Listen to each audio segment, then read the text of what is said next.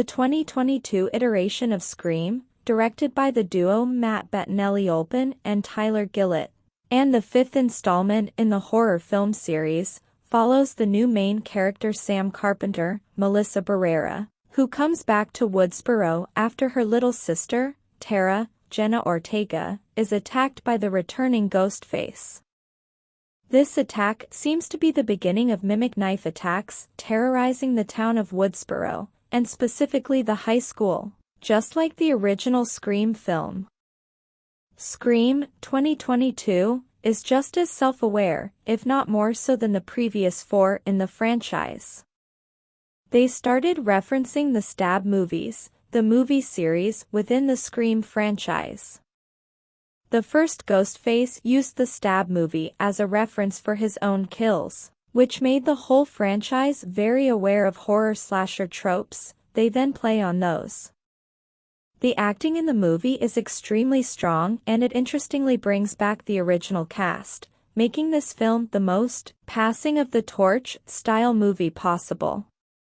The young characters taking over the franchise are quite vibrant and able to carry the film well by themselves. It is primarily a cast of younger actors, with the exception of the original four survivors, who all hold their own very well. To add to the metagame that the movie is pulling, a lot of the characters have names that reference horror director greats, such as Sam Carpenter being a homage to John Carpenter. Then there is Wes Hicks, who is named after the great Wes Craven. There are quite a few really brutal death scenes, so slasher fans will be very happy with that. One scene the filmmakers could have done better is the lead up to a knife in the neck scene.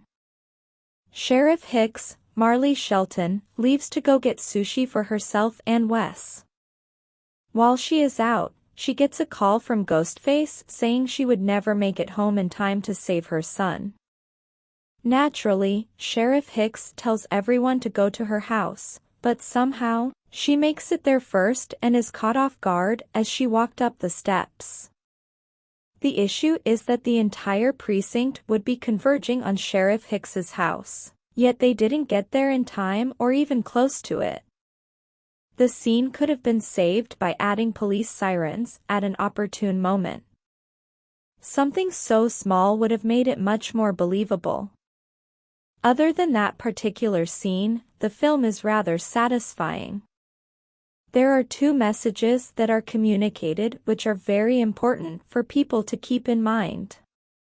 First off, when the movie nerd girl, Mindy Meeks Martin, Jasmine Savoy Brown, is laying out the rules for the Iroquois, as she calls it, a reboot/sequel. She goes on to explain the nature of fandoms and the irony of them being driven by love, but being quite hateful when anything gets changed from the precious originals.